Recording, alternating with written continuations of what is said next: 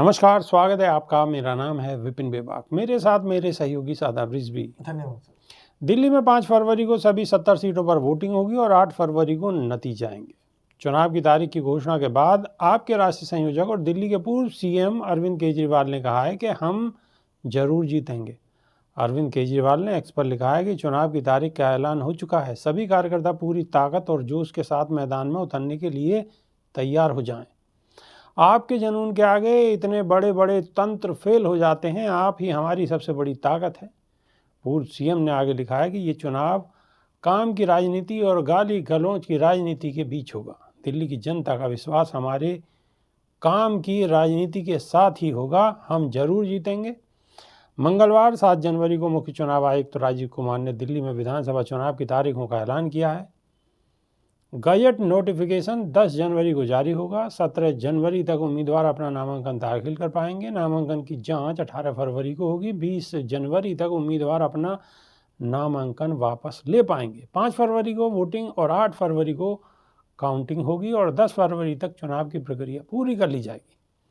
मुख्य चुनाव आयुक्त ने बताया कि दिल्ली की कुल 70 विधानसभा सीटों के लिए 2697 जगह पर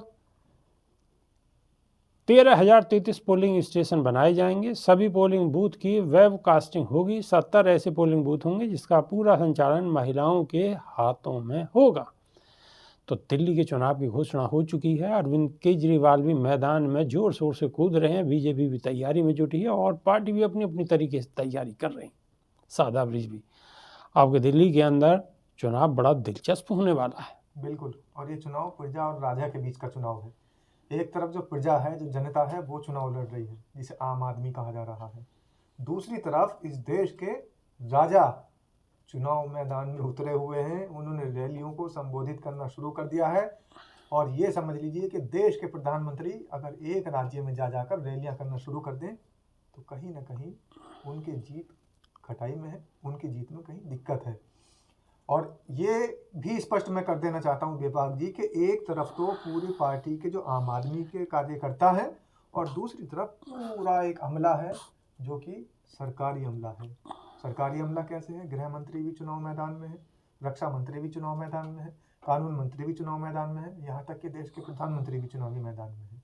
तो एक तरफ तो सारे मंत्रिमंडल, कैबिनेट का पूरा मिनिस्टर्स का ग्रुप चुनाव मैदान में है और दूसरी तरफ आम आदमी पार्टी के आम से लोग मैदान में हैं। और उन लोगों को आम आदमी पार्टी इस बार मैदान में उतार रही है जो कि जनता से जुड़े हैं और जनता के हितों की बात करते आ रहे हैं और जनता के बीच जाकर उनकी बातें सुनते हैं, उनकी समस्याएं सुनते हैं, उनकी समस्याओं का निस्तारण करने की कोशिश करते हैं। हालांकि मैं ये नहीं कह रहा कि समस्याएं निपटा देते हैं, लेकिन समस्या सुनने के लिए जनता के बीच में जरूर जाते हैं। एक वो पार्टी है जिसके ना तो कैंडिडेट वहां पर अभी घोषित हुए हैं कि इनके सीएम के कैंडिडेट कौन है, सीएम का चेहरा कौन है, और ना ही इनका अभी तक ये पता है कि आखिर ये लोग भारतीय जनता पार्टी के कब लोगों के बीच में गए, कब जनता की इन्होंने सुनी। अगर ये स्टेट में नहीं थे तो केंद्र में तो थे, और वो भी अर्ध राज्य, वो भी पूर्ण राज्य नहीं है। वहां पर आधा केंद्र का शासन है। अगर ऐसे में केंद्र शासित प्रदेश में और ऐसे प्रदेश में जहां पर आप सत्ता में हैं केंद्र में, वहां जनता के बीच जाकर अगर उनकी आप नहीं सुनते हैं और चुनाव के दौरान आप अगर जनता के बीच में जा रहे हैं तो जनता उनको नकारेगी, ना कि उनको गले लगाएगी। और यही काम हो रहा है। सभी जगह भारतीय जनता पार्टी के प्रत्याशियों को बड़ा कड़ाई से जो है उनके विरोध का सामना करना पड़ रहा है। और कई जगह तो ऐसे भी देखने को मिल रहे हैं, कई स्थान तो ऐसे भी हैं, कई विधानसभाएं तो ऐसी हैं कि भारतीय जनता पार्टी के नेताओं से लोग बाग बच रहे हैं, उनकी रैलियों में जाने से बच रहे हैं। नेताओं की रैलियों में जाने से बच रहे हैं। दिल्ली का चुनाव बड़ा दिलचस्प होने वाला है।